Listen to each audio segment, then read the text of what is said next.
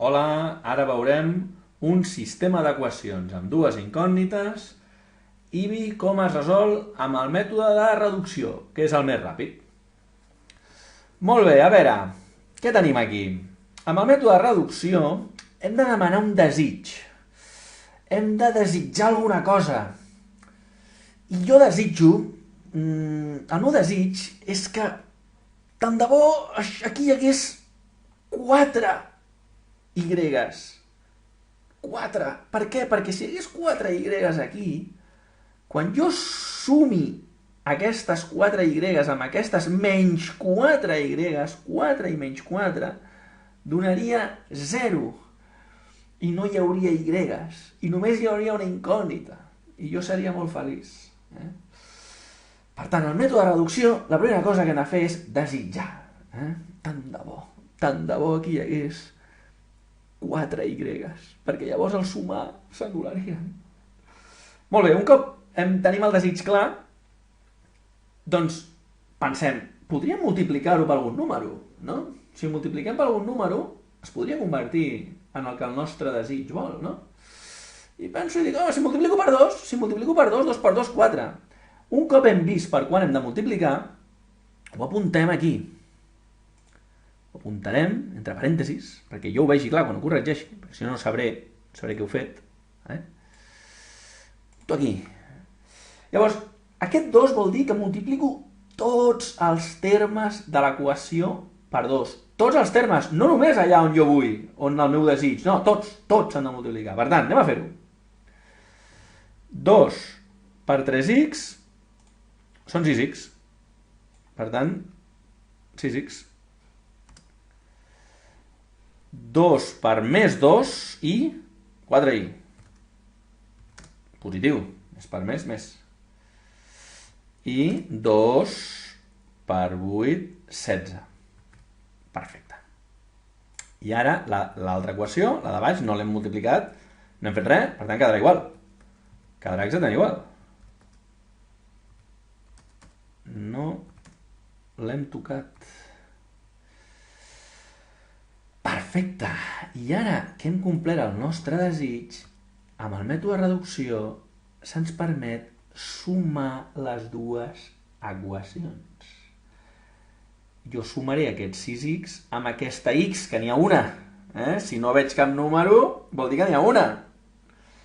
Aquí n'hi ha 6, aquí n'hi ha una, per tant, en total n'hi ha 7. 7x. Les Y s'anulen perquè en tenia 4 positives, menys 4, si jo sumo 4 més menys 4, s'anul·la. Per tant, ho puc tatxar, fora. Largo d'aquí. I a l'altra banda, sumo i em queda 16 més 5, 21. I m'ha quedat una equació facilíssima on només he de trencar el terme, el 7 passarà dividint i tindrem això, que la x és 21 dividit entre 7, no? Anem a posar 21 dividit entre 7 amb el millor programa del món, que és el Paint. Aquí tenim el programa més bo, es pot fer de tot amb el Paint. I, bueno, anem a resoldre-ho, no? Perquè 21 entre 7 dona exacte. Doncs vinga, dona 21 entre 7, 3.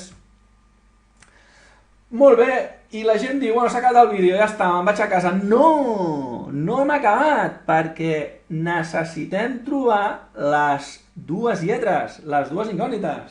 I només en tenim una. Per tant, ara anem a escollir una de les equacions. Jo escolliré la primera i la gent em dirà, bueno, me faci la segona. Pot ser sí, però és igual, no importa. Jo trio una i ara faré un canvi. Aquesta x d'aquí, no. Aquesta x d'aquí, fora. Ha passat a millor vida, perquè ja ha descobert el seu valor. El seu valor és el 3. El que passa és que estava multiplicant, no? Anem a posar el símbol de multiplicació, si no la gent es liarà. 3 per... veieu, no? Veieu que la x ja no és x. Ara la x és 3, perquè ja he trobat.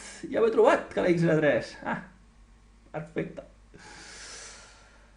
Vale, doncs vinga. 3 per 3 són 9. 9 més 2i igual a 8. I ara, com les equacions de primer grau simples, el 9 passa a l'altra banda restant, o sigui, 2i és igual a 8 menys 9, per tant 2i és igual a 8 menys 9 és menys 1, tinc 8 caramels, me'n prenen 9, no en tinc prous, en dec 1. En dec 1. I ara, per acabar, el 2 passa dividint i em queda menys 1. Anem a agafar el denominador, així, línia recta, dividit entre 2. I ja tenim la i. La x donava 3, que abans l'he mogut. Vale, ja està. Fantàstic! Doncs així es resol un sistema d'equacions pel mètode de reducció.